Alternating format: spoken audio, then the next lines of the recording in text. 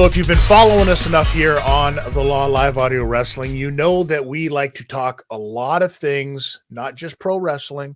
We talk MMA and we also talk the world of boxing. And in talking the world of boxing, we've got a big fight coming up with one Ryan Garcia, Devin Haney. And it made me ask the question, Brady, is Ryan Garcia an absolute nut right now? Or is he doing what he does and being that social media darling, and he's a marketing genius? Well, one thing about me, and if you know me, you know that I know CTE and I know drugs, and that guy is dealing with both of those things. You think he's been hanging out a little bit too much with Oscar? Dude, this guy has been. No, I think he got the problem from Oscar, and now that he's gotten away from Oscar, he took the problem with him. All right. So, yeah, I think there's some drugs going on. But, you know, me and you, we know a lot about pugilistics. Yeah. Right? But do you know who knows a lot more than me and you? Bro, I am super excited. This is a guy that we've had him on before in the past on the Law Live Audio Wrestling. I'm talking about none other than Steve Swift's Rambling Reviews guy himself, and you can guess what his name is because he went out on a limb naming that show. Talking about Steve Swift himself. This guy knows a lot about boxing. So how about we hear exactly what Steve Swift thinks of Ryan Garcia and this fight coming up? Hello all. I bang on over and over again in my podcast, Steve Swift's Rambling Reviews. If you were wondering, and I'm sure many of you were, I bang on about the business of boxing versus the boxing of boxing. And sometimes the business of boxing affects the boxing of boxing. For instance, you can have a great boxing match and be the underdog and win well, and then in your post-match chat, call out the wrong opponent for your next opponent, and therefore the business of boxing is affecting what you've just done, because people are saying, oh, I didn't think he wanted a European fight, thought he wanted a world fight, which happened fairly recently. Or you can accept a business of boxing fight, even if you're a current world champion, against an untried fighter, in fact, someone who generally isn't a boxer, who then knocks you down and actually, in my view, wins the fight. And that affects the boxing of boxing, because then people say, well, actually, maybe he's not as good as we thought he was. Or maybe he's not so good anymore. Look, AJ knocked Ngannou out. So maybe this world champion is not as strong as we thought. And that affects your confidence, and that affects your boxing of boxing. Or it could do. Couldn't it, Dyson? And that business of boxing versus boxing of boxing really leads me nicely into Ryan Garcia, who will fight Devin Haney very soon. Because it all depends how you look at this. He has made in recent times, Ryan Garcia has made in recent times extraordinary pronouncements.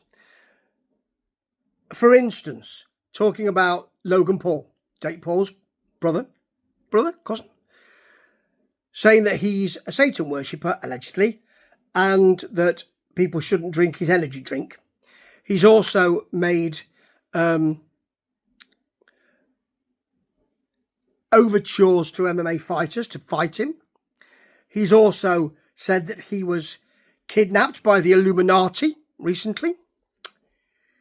And he's also said that Las Vegas and Los Angeles will be destroyed in an earthquake on the 6th of June. Now, that's just a small proportion of what he said. And that is the business of boxing. Because people grab hold of that and they repeat it, and whether they run a story about, I'm concerned about him, look at the things he said, or whether they don't bother with that first bit and just say, look at the things he said. That's the business of boxing.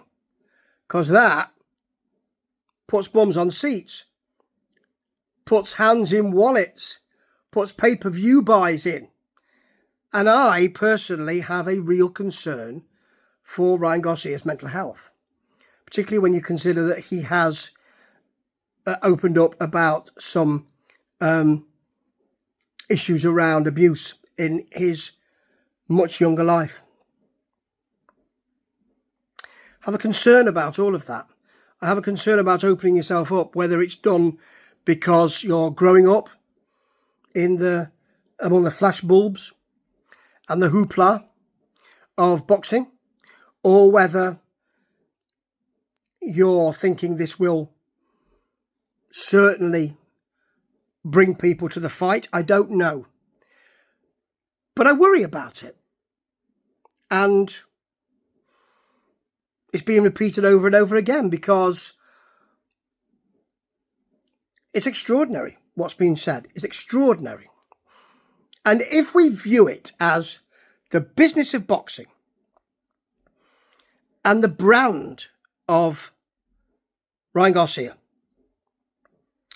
then the boxing of boxing really affects that. Now, his last fight, yes, he won by KO, but there are not many people saying, he's back. Well, that was what the business of boxing was saying. But boxing fans weren't saying that because the guilt is well and truly off the gingerbread.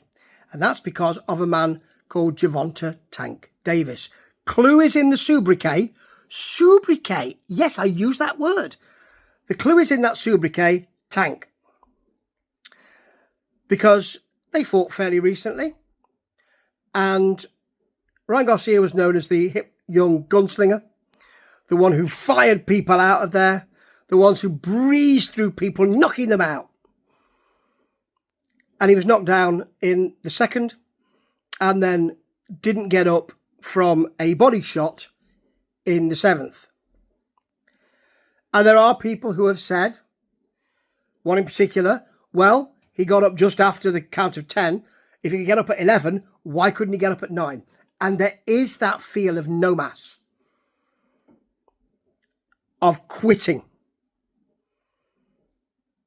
And that's the boxing of boxing, affecting your brand, affecting the business of boxing. And maybe that is why you need to push your brand so much. And it's difficult to talk about this because there may be some emotional illness here.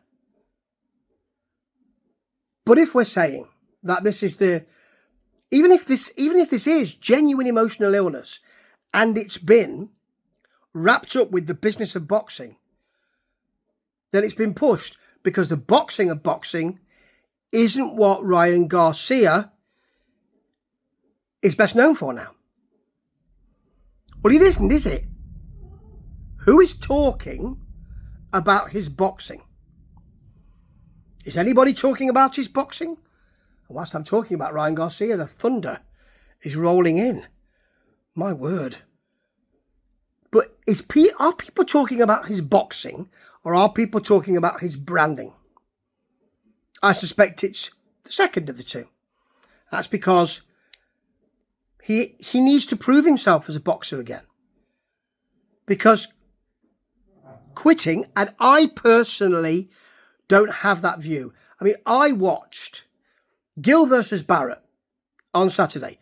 It was a UK fight, and Barrett fired in a fantastic right hand to the kidney area of Gill, and then a left hand to the solar plexus of Gill, and both of those times, Gill just rolled over on his back and was in such agony. And he got up, to do him justice, he got up and tried to get back in the fight, but after the second body shot, he just wasn't at it. And eventually, very quickly actually, the ref quite rightly stopped the match. Quite rightly in my opinion, because Jordan Gill was not going to fight back. He didn't seem to be able to. Some would say he didn't seem to want it, but that's because of all of that energy sapped from you with that body punch. So I am not going to say that Ryan Garcia should have got up and carried on. Because the clue is in the title. The clue is in the sobriquet. Tank. So, he fights Devin Haney. And he's the underdog. And he's come out recently and said, well, I'm underrated and he's overrated. Well, you'd expect that, wouldn't you? Of course you would. And I suspect that although Devin Haney is not a knockout puncher in the same way that Davis is, or a threat in that way in the same way that Davis is, this is all or nothing for Ryan Garcia. Because where does he go after this? 2 chances. Where do you go? Can you pull yourself back up? Why would you do that? Who's there to fight?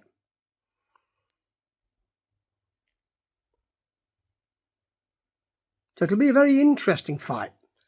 It's one that I believe that Devin Haney will win. It's one that I believe he will win without too much trouble, actually, because I do believe that Ryan Garcia is brittle. And I believe that firing people out of there shows not an unwillingness to settle in and fight, but an experience that I can get people out of there. That sometimes counts against you.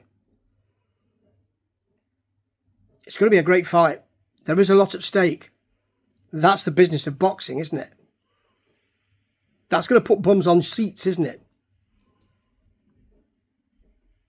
That's going to bring pay-per-view buys, isn't it? And here, the boxing of boxing is influenced by the business of boxing.